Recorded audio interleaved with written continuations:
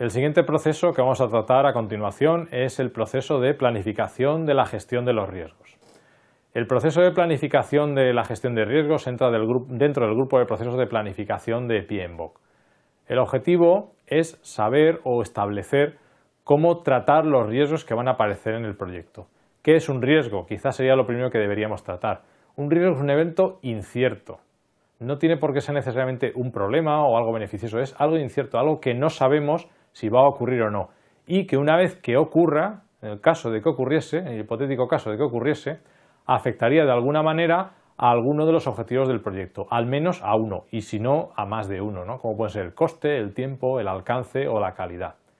Definir un plan de riesgos nos ayuda a estar preparado para el caso de que se materialicen los riesgos que se consideran negativos, ¿no? Los que tienen influencias o efectos negativos, y nos ayudaría a anticipar o preparar el aprovechamiento de oportunidades.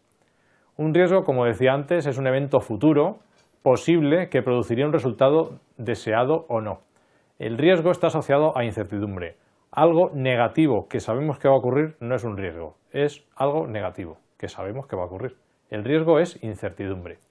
El efecto, por otra parte, es aquello que nos deja el riesgo. No es la causa de que aparezca el riesgo, sino el efecto que produce el riesgo una vez materializado.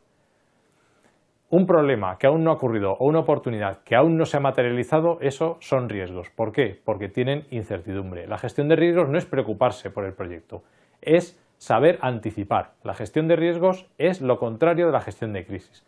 La gestión de crisis es lo que hacemos cuando tenemos un problema que ha ocurrido y que ha impactado negativamente sin haberlo esperado y tenemos de alguna manera que remediarlo o limitar los efectos que ya ha producido. La gestión de riesgo es una gestión proactiva. Consiste en identificarlos y preparar planes para afrontarlos en el caso de que se produzcan, pero incluso también incluye preparar planes para reducirlos o hacer que no se presenten antes de empezar incluso la ejecución del proyecto. El proceso, como en muchos de estos casos, pues tiene sus entradas, sus herramientas y técnicas y sus salidas. La salida principal en este caso es un plan de gestión de los riesgos, que luego veremos que tiene incidencia en otras áreas de trabajo de la dirección de proyectos. Elementos para un plan de gestión de riesgos. Bueno, una metodología, saber cómo queremos evaluar los riesgos, cómo los vamos a tratar, establecer roles y responsabilidades, quién se va a encargar de los riesgos, quién los va a seguir, quién va a participar en la evaluación, quién va a participar en la identificación. Un presupuesto para la gestión de riesgos, lo que se denomina una reserva de contingencias. Una periodicidad de activación del proceso de gestión de riesgos, un calendario, cuándo vamos a revisar los riesgos, cuándo vamos a ver cómo ha evolucionado la situación, si se van a materializar o no se van a materializar, si han incrementado sus probabilidades de aparición o no. Una estructura de desglose de riesgos, una RBS, una categoría de riesgos. La definición de probabilidad de impacto y la construcción de matrices de probabilidad de impacto, esto debe estar especificado también en el plan de gestión de riesgos. Debe explicarse cómo vamos a construir estas matrices y qué valores vamos a considerar en cada gradación de los ejes de la matriz. Y así sucesivamente con todos los conceptos que podéis ver en la transparencia. Una vez que el riesgo se ha evaluado, se pueden adoptar muchas medidas. Una de las típicas y que quiero exponer aquí, aunque se tratarán con mucho más detalle más adelante, es casos en los que a lo mejor el riesgo puede incidir en temas de tiempo o de plazos de proyecto. Lo que hacemos es dotar de unas reservas de contingencia en el cronograma para intentar tener colchones de tiempo para el caso de que se produzcan retrasos en las tareas, poder absorberlos. Y por otra parte, en la derecha podemos ver un ejemplo de una estructura de costes en la cual reservamos algo para el caso de que ocurra alguno de los eventos que hemos detectado que podrían suceder, o incluso alguno de los que no hemos detectado pero que es posible que sucedan, ¿no? Los desconocidos imponderables.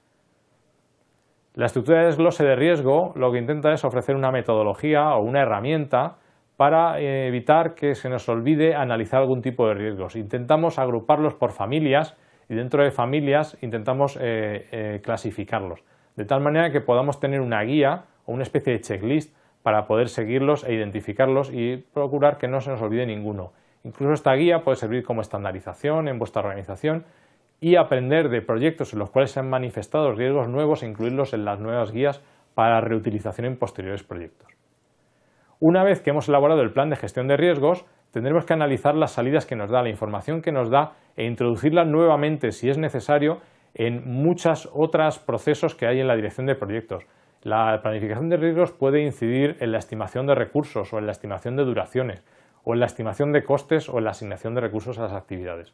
Por lo tanto, una vez que hemos conseguido terminar este proceso y hemos obtenido un plan, debemos analizar la información que nos da de salida para reintroducirla en otros procesos de dirección de proyectos y conseguir incorporar este análisis y el conocimiento que nos aporta en una mejor gestión de otras áreas de la dirección del proyecto.